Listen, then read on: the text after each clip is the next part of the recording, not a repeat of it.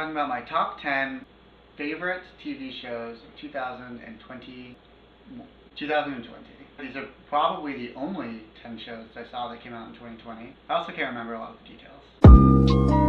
Number 10, Mrs. America on FX. Taught me a lot about Phyllis Schlafly. She essentially birthed the modern religious right. Thought the acting was sometimes overdone. Would recommend. We as a society have soured on Tiger King. I saw the little follow-up that Netflix did, which struck me as just pandering. I found it a lot more depressing than most of the people who watched it. But would recommend. There should not be a Tiger King 2. That just seems cruel. Number 8, Never Have I Ever, starring John McEnroe. And that was primarily the reason I watched this TV show. A great romp. It was made by what's her name? What's her name? From The Office. Big writer.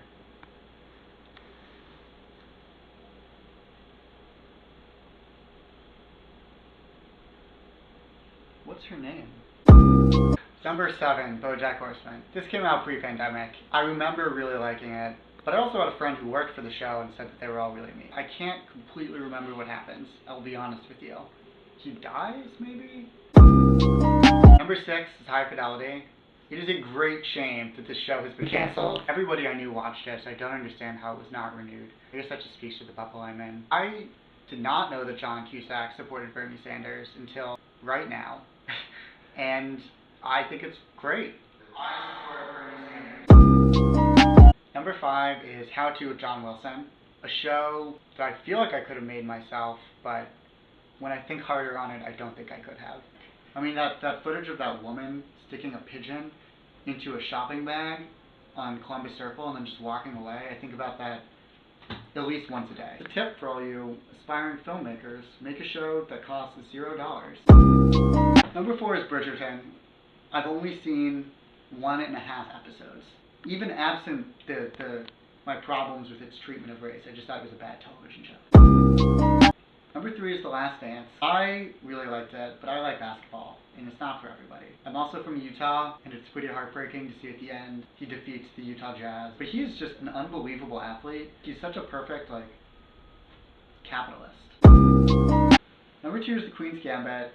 I thought it was, okay. The Queen's Gambit is about a young orphan who turns out to be a chess prodigy. I guess she's sort of based off of Bobby Fischer, but without any of the faults, and without the Judaism, and without the anti-Semitism. If I could recommend one movie, just from any year, for you to watch, it would be Pawn Sacrifice.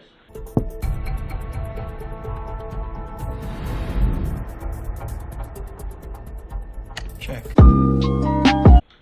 Okay, number 1 is Pretend It's a City. I only watched 9 shows in 2020, and this is close enough.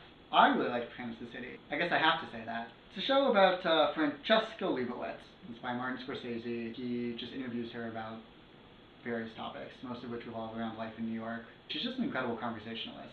She has the kind of job that I wish I could have. She's a thinker that doesn't have to write or produce any work at all. She just talks to other people.